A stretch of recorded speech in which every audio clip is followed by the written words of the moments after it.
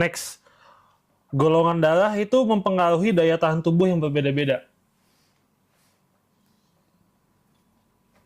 Iya tuh Pak, orang bilang oh jarang sakit gitu. Mitos Ya, Pak. ada mitos gitu. Rame tuh Pak. Jadi kalau bapak saya B gitu, saya pukulin gitu. Kenapa golongan darahmu B, Pak? Bak! Puasa, Pak. Puasa, Pak. Golongan darah itu hanya berpengaruh kalau misalkan keturunan sama donor darah. Jadi ketika kita mau donor darah atau kita mau transplantasi itu dilihat golongan darahnya apa agar tidak menimbulkan efek koagulan atau penggumpalan.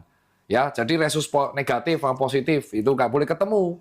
Nanti bisa terjadi penggumpalan. Itulah alasan ya. Tetapi kalau teman-teman mengatakan golongan darah A lebih mudah sakit, oh lebih mudah sakit, enggak kayak gitu bos sistemnya. Enggak kayak gitu. Golongan darah itu ditanyakan hanya untuk melihat kalau misalkan teman-teman terjadi trauma, ya kan, terjadi trauma. Itu artinya kalau terjadi trauma, terus teman-teman harus mendapatkan donor karena kekurangan darah. Jadi teman-teman kan harus mendapatkan donor darah. Nah, donor darah dilihat golongan darah apa, resus apa. Karena kalau salah, itu bisa terjadi efek penggumpalan. Kayak contoh AB itu adalah resipien universal.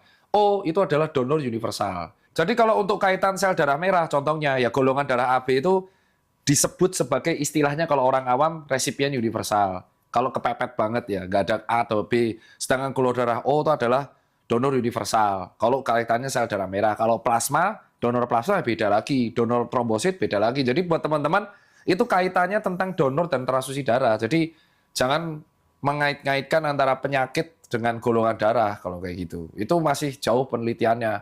Itu pun kalau di dalam penelitian konteksnya masih korelasi. Nah, korelasi itu di tingkat penelitian tuh levelnya nggak kuat gitu loh. Nggak kuat. Jadi jangan percaya seperti itu. Masih banyak faktor lain yang mempengaruhi penyakit. Golongan darah itu nomor sekian. Next.